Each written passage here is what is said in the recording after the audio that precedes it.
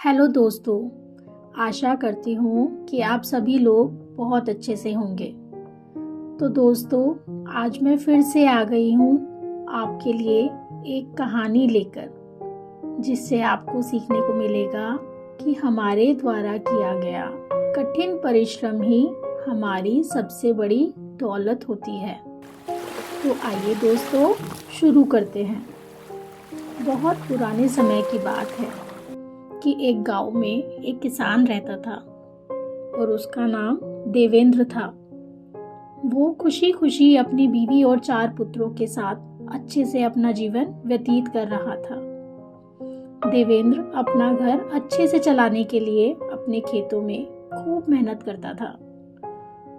पर अब देवेंद्र अपने बेटों के लिए बहुत चिंतित रहने लगा था, क्योंकि उसके बेटे अब बड़े हो गए थे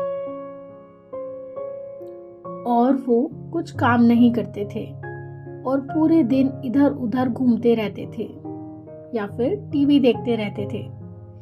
एक दिन देवेंद्र ने अपनी पत्नी रूपा से बोला कि आज मैं जिंदा हूँ तो सब कुछ अच्छे से चल रहा है, पर अगर कल के दिन मुझको कुछ हो गया तो खेतों को कौन संभालेगा?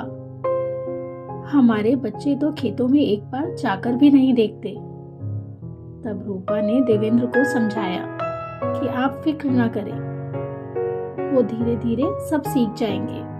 जब उनके ऊपर जिम्मेदारियां पड़ेंगी तो वो खुद ही समझ जाएंगे।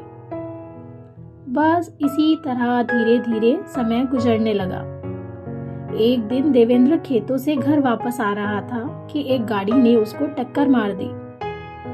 फिर उसको अस्पताल लेकर जाया गया, पर उसकी हालत बहुत खराब थी और वो समझ चुका था कि उसके पास अब ज्यादा समय नहीं बचा। उसने अपनी पत्नी रूपा से बोला कि मैं अपने 4 बेटों से मिलना चाहता हूँ। जब उसके बेटे उसके पास आए तो देवेंद्र ने बोला कि बच्चों, मैंने आज तक जो भी कमाया वो मैंने खेतों के नीचे गाड़ दिया था।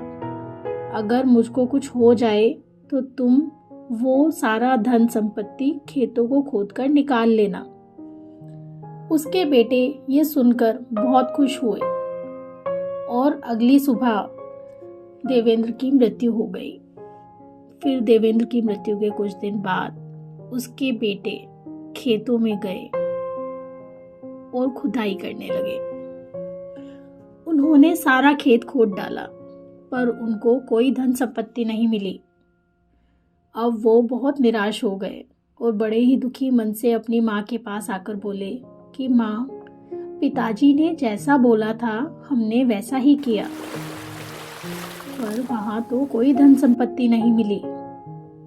तो रूपा ने अपने 4 बेटों को बहुत प्यार से अपने पास बिठाया और बोला कि बच्चों, अब तुमने जब खेत खोद ही दिया है तो ये लो बीज और जाकर इन बीजों को खेत में बो दो।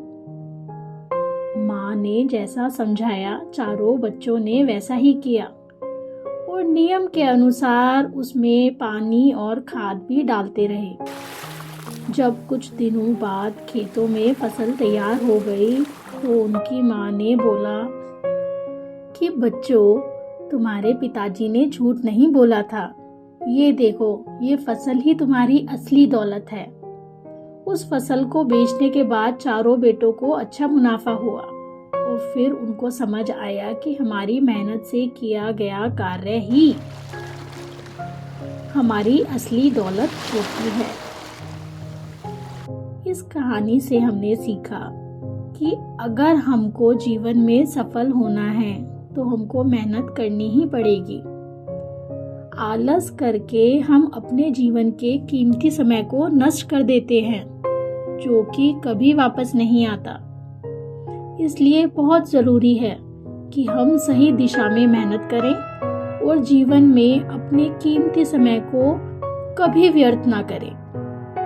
तो दोस्तों, अगर आपको मेरी आज की कहानी से कुछ सीखने को मिला हो और ये कहानी पसंद आई हो तो आप मेरे चैनल को सब्सक्राइब कर सकते हैं, सो दैट जब भी मैं अपनी कोई वीडियो अपलोड करूं तो आपको तुरंत नोटिफिकेशन मिल जाए।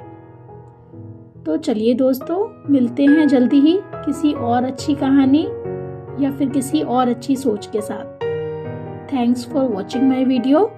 सी यू सून।